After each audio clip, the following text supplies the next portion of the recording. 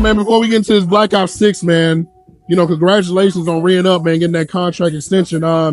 Just talk about how Orlando has invested into you. And you know what, man? The thing that people talk about you now is your defense.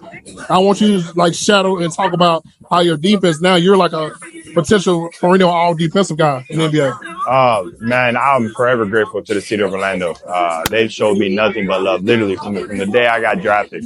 And I watched that video of the arena going crazy, during the pick. All I wanted to do is give back. All I wanted to do is give all that I have to bring wins to the city, to give them something to cheer for and something to rally behind, and to see the progression, every year that we've taken as an organization from 22 wins and everybody trying to find their own identity and flow and rhythm to where we are now, you know what I'm saying? Really competing with some of the best teams, making a run in the playoffs, having the opportunity to go to the second round. The growth every year has been phenomenal. Both everyone is basketball players, but as human beings, growing up in the NBA is so cool. It's such a dope opportunity because it kind of forces things on you a bit quicker than it would in a normal flow of life. And Orlando's been a great place for me, to learn, to live, to call my home. And forever grateful for them investing in me, truly investing in me, because I remember I sat in Jeff Loman's office, when they accepted my my team option. They picked up my me for another year. I remember sitting there crying, man, just being so thankful, because it's not promised. Years in this league is not promised. Opportunities like this to play basketball with an amazing platform and get paid much more than you need to live, a good life. It's such a blessing. So, forever grateful for the city. I love it, man. So this Orlando team, man, I like it a lot because y'all are a big team, right? You've heard this before. You got a 6'7" point guard, and you play football, so you know what it means to have the big offensive line, but you got some big guys, and I see the potential of this team being sky high. Obviously, Paulo went down, unfortunate, but this team is going to fight every night. Yeah. Can you talk about what you see in the potential of this team? Yeah. I mean, it is truly how far we want to take it, to be honest. That's the beautiful part about this and about what we have going on is it's all about how much work, how much dedication we put into being great, and I think we can take it wherever we want to go. We have the talent, we have the character of people in the building, and we have the group of everything that you need from a championship squad. It's just about applying all the things that we're learning, that we've learned throughout the process on a nightly basis. I think that's what separates the good from the great teams. Can you do it consistently? How many days can you stack up being great?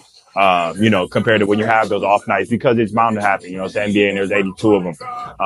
So I think that's the dope thing for us is we can take it as far as we want to. And everybody's so dedicated, not only to growing individually, but growing individually for the group, for the betterment of the team. And you see it applying. And, P being out really sucks.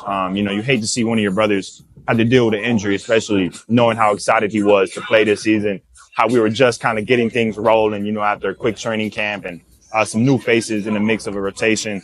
But it's been really cool, man. It gives all of us an opportunity to get better, find rhythm, face new challenges, gives P a chance to slow down, work on things mentally, physically, calm his spirit so that when he comes back, we're in rhythm. We know he's putting the work in and, we have a seamless fit going back into the backstretch of the season. Love that, man. So back to that defensive thing.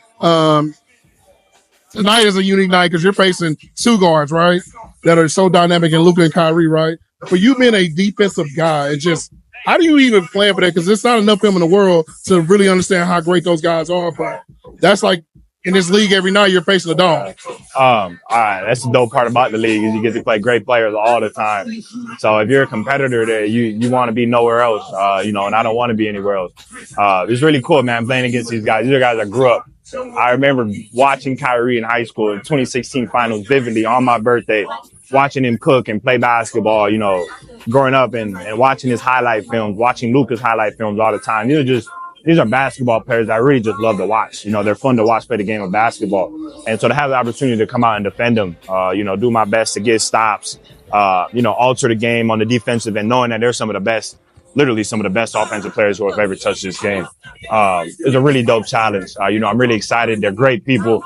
They love competition. So we get to go at it and then we get to laugh, talk about it, and they help me grow, whether they know it or not. So really a unique opportunity. I'm excited for it.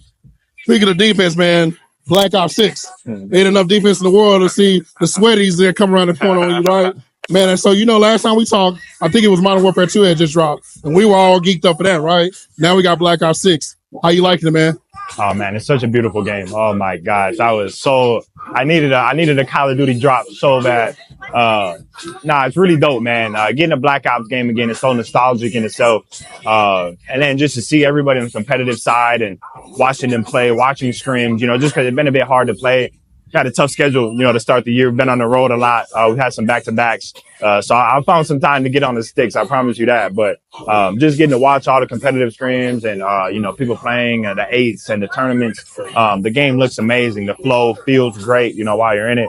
So I'm excited to really calm down, get a nice little home stretch so I can be at the setup, man, lock into the game. And, yeah, man, but I love it. I love it so far. Last question, man. So the Call of Duty thing, what I like now is, ironically, the NBA has a lot of involvement with Call of Duty. Nah. We've seen KD, but seeing guys being able to be on Call of Duty, you guys are used to being on 2K, but being on a Call of Duty game, what would that mean for you? Oh man, that would mean the world. Call of Duty is my game growing up. Yeah, SOCOM got me into shooting games, and Call of Duty took it over, and that was my love ever since.